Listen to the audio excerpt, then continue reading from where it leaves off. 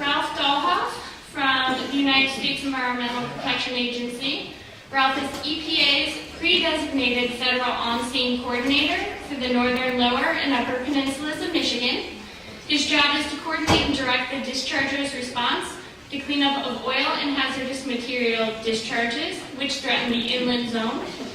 When responsible parties are not viable, he coordinates and leads government response activities relating to the incident. From 2010 to 2013, Mr. Dollhopf coordinated all response and cleanup relating to the discharge of oil to the Kalamazoo River from Enbridge Line 60. He brings considerable insight and perspective about many pipeline spill response and preparedness issues to this evening's event.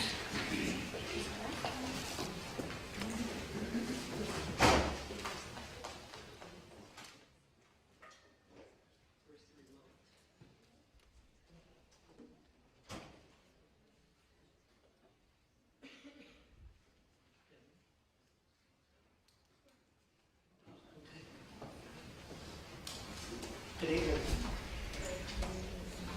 Thank you, Jennifer. So when is the response necessary? According to the Clean Water Act, the discharge of oil is prohibited if it occurs in a harmful quantity. What's a harmful quantity of oil? The harmful quantity is oil that is discharged that results in the occurrence of a sheen on the surface of the water or the occurrence of a sludge or an emulsion below the surface of the water. That's not a very high bar. It's not very much oil. That's what prompts the need for EPA or the Coast Guard to conduct or to supervise cleanup activity. Who is responsible, EPA or the Coast Guard? The federal regulation that I'm going to predominantly discuss in the next few minutes is called the Oil and Hazardous Substances National Contingency Plan. It is what describes who is responsible for making sure that oil is cleaned up when it is discharged and how that process is to be conducted.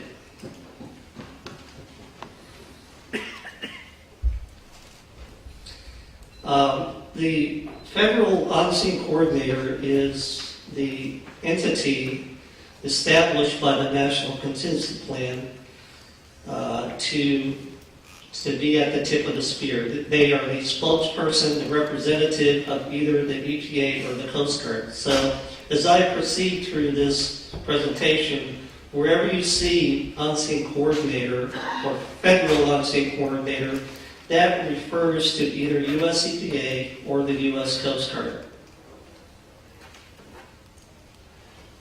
And it's really pretty simple. If the spill occurs inland and affects inland waterways, EPA is the on-scene coordinator. If the spill occurs offshore in a coastal zone or threatens a coastal zone because it is so close to a coastal zone, the U.S. Coast Guard is the federal on-scene coordinator. In northern Michigan, almost every discharge of oil, nearly always, there is water potentially affected. And because of the proximity of the rivers and streams to the lake and their contiguousness, EPA and the Coast Guard are almost always working together on discharges in northern Michigan. So while one of us ultimately will emerge as the designated lead, we always are working together cooperatively to make sure that the spill is appropriately addressed.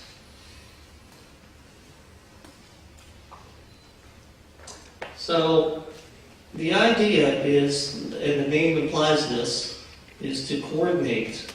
The on-scene coordinator, whether it's EPA or the Coast Guard, coordinates with all of the other local state agencies and tribal entities that have to be involved and who are affected. The National Contingency Plan also requires the use of a coordination system known as the Incident Command System that Brad and others have referred to tonight.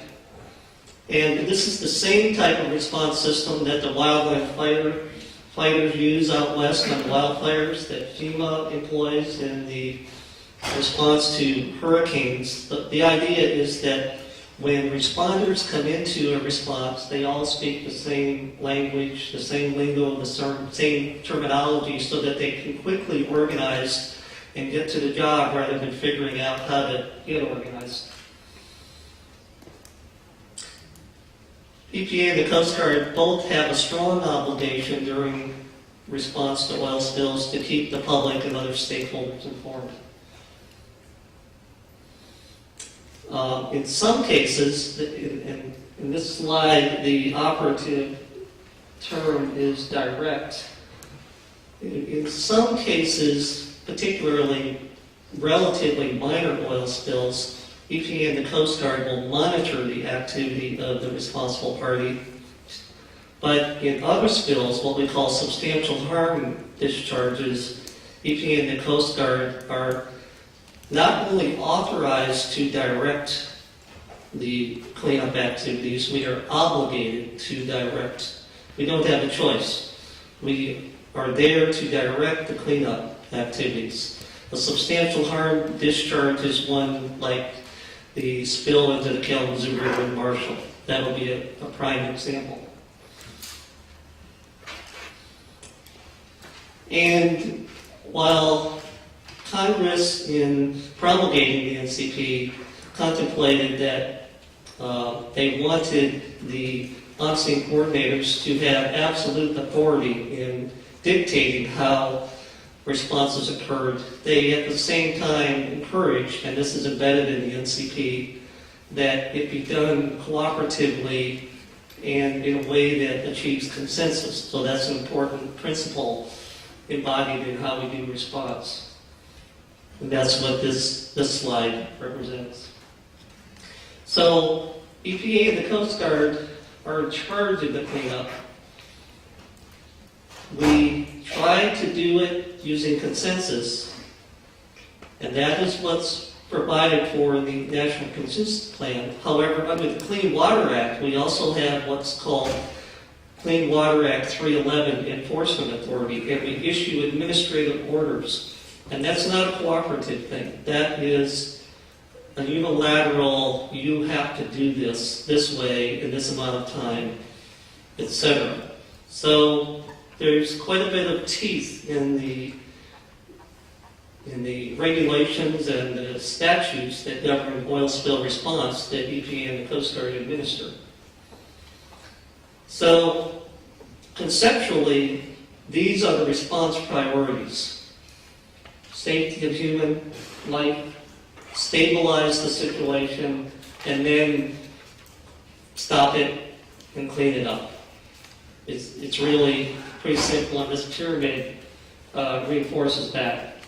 And it's obvious. I mean, the first thing you always worry about human health first, then you worry about getting your arms around it, and then you put together a plan for cleaning it up. So when it comes to the cleanup phase, you've got the cleanup stage, there are several phases of that. Obviously, discovery and notification, and then you've got preliminary assessment. You have to go out and figure out where the oil is, what resources have been impacted and affected, how is it moving. You have to scope it. You have to figure out what it is you have to operationally attack to clean it up. So when I say this, I'm not thinking so much about a few hundred gallons, in a pond. I'm thinking about thousands of gallons in a river or a lake or an ocean. So once you do the assessment, you implement the response activities, and then you do the documentation and the cost recovery and the paperwork that goes with it. So assessment is the first step. And as part of assessment, this is very important, and so I'm going to have several slides on it. The on-scene coordinator with the EPA or the Coast Guard are required to consult with the natural resource trustees. These are the people at the federal level, including these federal agencies, at the state level, and at the tribal level, who are charged with being the shepherds or the sponsors of our natural resources, whether they're land, animals, aquatic organisms. Oil spills impact natural resources, and these entities have to get involved early in the response. And so, as part of the assessment, EPA and the Coast Guard involve these entities right away. It's critically important because they help us figure out what's worse, the effect of the oil spill or the effect of the cleanup. It doesn't make sense to go in and dig up the shoreline to get every last drop of oil if we kill everything in our way just to get that done. And that's where the natural resource trustees really help us a lot. The other very significant role that the trustees have, or has, is to document the effects of the oil spill so that reimbursement or restoration and recovery can be sought from the responsible party, and that's a big deal. Pretty much what I just explained. So again, we immediately take defensive actions to stabilize it. Remember this slide because when we go to the questions, there's going to be, there are some questions that we'll refer back to this slide for. There are, when you do cleanup and response, there are many natural processes which affect how oil behaves in the environment and how you do recovery. And many of these go to what we call weathering. So we'll talk more about these processes as we proceed. But oil spill cleanup generally involves applying physical methods like use of absorbent materials, flushing or pressure washing, raking, bulldozing, excavation. It involves protecting targets that you don't want to get oiled using booms. It involves the use of booms and vacuum equipment and skimmers to contain oil and then to pick up what you have contained. These are common tactics. Here's an example. The photograph is this is an iconic shot from the downstream extent of the Kalamazoo River spill in Marshall. This is at the downstream end of Morrow Lake, and the Chevron booms were put there as a last ditch or as a last effort to make sure that nothing got over past the final dam in Morrow Lake, which was about 35 miles downstream of where the break occurred. The EPA and the Coast Guard are also the ones who determine what types of alternative countermeasures might be employed in the event of a spill. Whether you're talking biological agents in the case of an ocean or marine spill, in situ burning, or a decision to go with natural attenuation. Recovering and rehabilitation of wildlife is a very big component of spill response.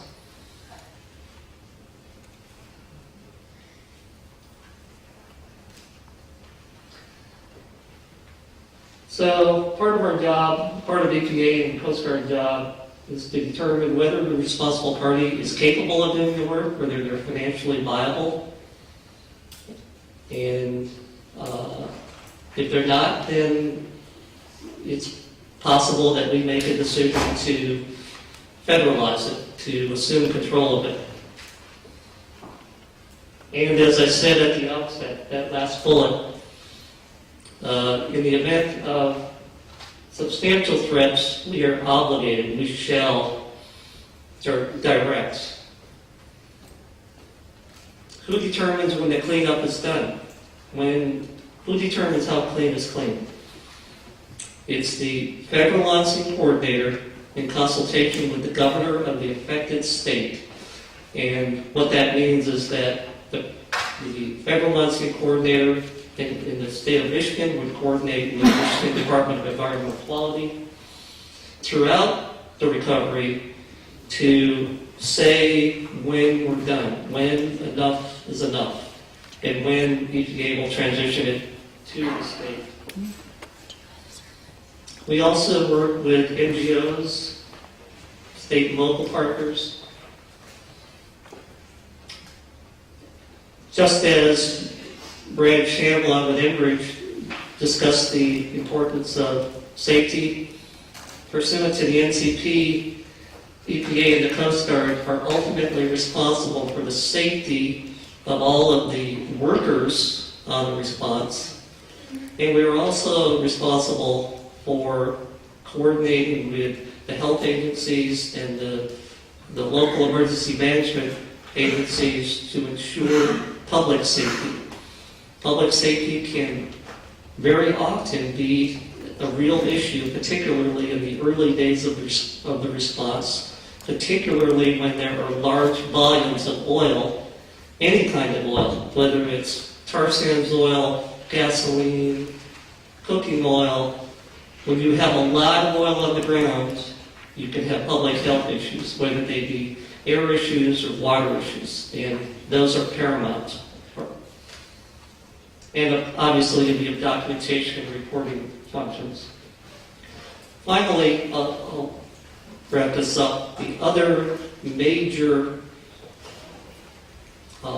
task that the National Contingency Plan requires EPA and the Coast Guard to implement is what we call area planning or contingency planning.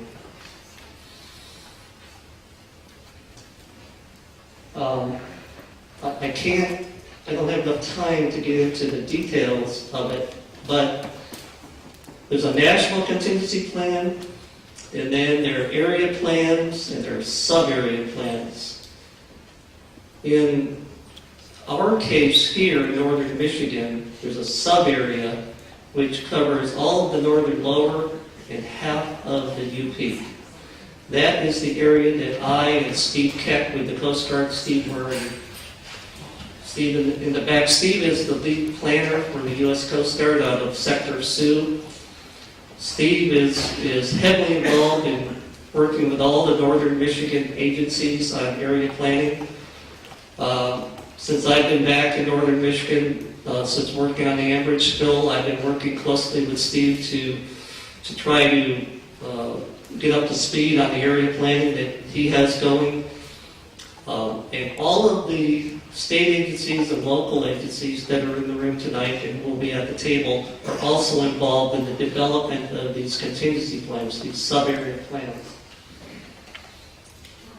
These plans can be found at these website links. The first one is www.rrt5.org.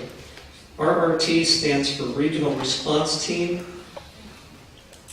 And then there's also the National Response Team website, and everything that you would want to know about contingency planning and oil spill response is available to you on both those websites, including the specific sub-area plans. And so the Northern Michigan Area Contingency Plan is available to you on that website. There are also some other interesting documents, such as the inland sensitivity atlases, which are collections of all of the sensitive areas that could be impacted by oil spills. Those are available to you as well. And then finally, there's a lot of information on EPA's website about oil spill response. So my goal here tonight was to do a 10-minute introduction to the who, what, when, and how. And things that I missed, I'll try to pick up in my participation in the panel. So Thank you very much.